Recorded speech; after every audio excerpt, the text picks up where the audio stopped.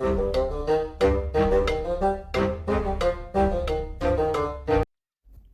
and welcome to the Critically Clueless. I'm the Monk, and today we're doing a review for Jurassic World Evolution 2.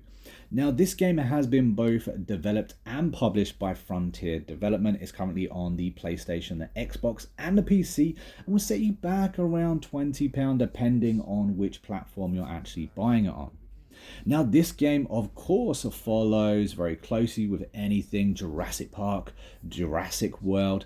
This is directly from the movies. However, the twist is this is a construction and management game, whereas you have to make your own Jurassic World Park and make it a fully functioning kind of park. And of course, that means profitable.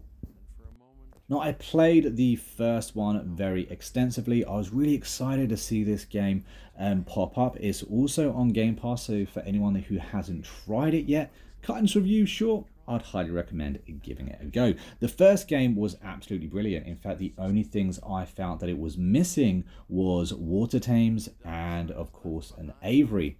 And of course, this game has rectified those mistakes. You can now build yourself water tames, and of course you can build yourself an aviary too, having pterodactyls and mosasaurs in alike. This game also has a number of different modes. There is a campaign mode, there is a chaos theory mode, and there is challenge and sandbox. What I found most annoying, however, about this game is when it comes to sandbox is that you don't have anything open to you straight away. In order to get everything open to you, unless you're on PC, unless you use those cheats, you have to complete the campaign, you have to complete all of the challenges, you have to complete all of the chaos theory type levels, and there is a huge amount of them. It will take you an incredibly long time to complete all those challenges and events in order to unlock everything in the sandbox. I think that's a real shame. I think if you're going to have a sandbox mode, it should be a sandbox mode, and therefore everything should be open to you from the get-go.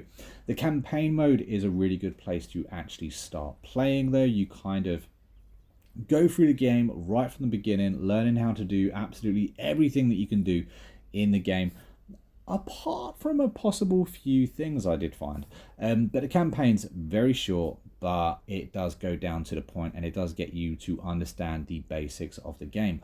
I think where this game thrives, however, is the chaos theory mode. If you jump in chaos theory mode, this kind of takes you directly in the parks and the worlds that was the movie. So you get to go into the original Jurassic Park, you get to go into Jurassic World and kind of experience those movies as they were, as you watch them on the screen, fixing up those parks and all the thoughts that kind of came with those parks. It's your job, your responsibility to make them actually work and functional.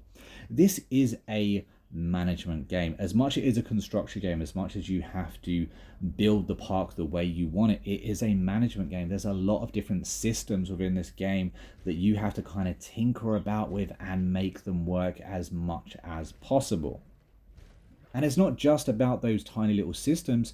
When something pops up, when a dinosaur gets an illness, when a fence has been broken, for instance, you then have to fix that fence. You then have to identify that illness, make sure that it's got the right kind of antidote to it. If you want more dinosaurs, you then have to make sure you have the right scientists in order to discover the right genos.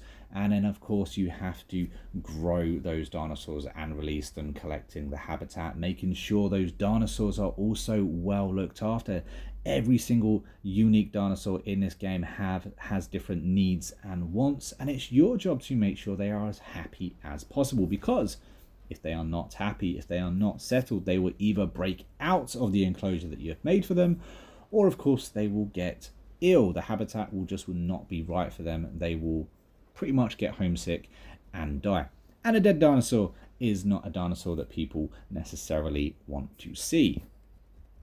One of the things I was very much looking forward to, however, is that this game has the one and only Jeff Goldblum back in this game, as well as the movies, and it's his real voice kind of talking you through most of the starts within this game. He has an awful lot of lines of dialogue within this game. It's really nice to see and hear his voice, and it really adds to the immersion within this game. But creatures once thrived in these lands hundreds of millions of years ago. Given the geological history that we're dealing with, dinosaurs walking among the tumbleweeds isn't that much of a stretch. The current situation, where dinosaurs are running wild, is untenable to those in charge, well, those that think they're in charge. So he really is one of the highlights in this game. I'm glad they included him. Unfortunately, a few of the other voice actors, when popping up, isn't actually the voice from the movies. That's a bit of a shame, but it is really good to see that Jeff Goldblum is in a game. It really does add to it. When it comes to the construction of this game, it's pretty simple, really. Everything snaps. It's very, very easy to build what you want to build, given you have the correct money or the correct land to do so. Maybe a little bit of forward thinking is needed when playing this game, but in general it's a very, very easy game once you understand what does what. It's a very simple game to kind of make work. One of my only gripes about this game, though, is every now and again, especially in the campaign mode, when you're trying to learn how to actually play the game, it's there designed to kind of teach you the game, and unfortunately it fails or falls short in a couple of places. It will tell you or ask you to do something. It seems really simple, but when it comes to you actually needing to do that task in order to complete that mission, it's kind of only told you to do it, not actually shown you how to do it. Like, for instance, there is a mission in a campaign fairly late into the campaign where you have to quarantine a dinosaur, but it doesn't actually explain what or how you're supposed to quarantine a dinosaur. And of course, you're supposed to make a brand new enclosure and put it away from the other dinosaurs. I found it out far too late, ended up infecting every other of my dinosaurs. I had an absolute mare. It took me a long time to actually figure out what it was I was supposed to do. So that's a bit of a gripe. Unfortunately, sometimes it's not as simple as possibly the game makes out. But on the whole, I had an absolute blast playing this game. I'm going to give this game an 8 out of 10. I do think it's definitely a game to play. If you enjoy management games, this game definitely does it extremely well. But if you've stuck around to the end of the review, a big thank you to you. Don't forget to comment Red Banana down below just to confuse all those that are new to the channel or didn't stick around to the end. And of course, as ever, we do have an active and growing Discord, guys. So if you want to see more videos just like this, feel free to subscribe to the channel, like the video, join the Discord, and come and say hello. But until next time, I've been a monk, we've been a Critically Clueless, and I will see you in the next video real soon. Until then, take it easy, and as ever, happy gaming.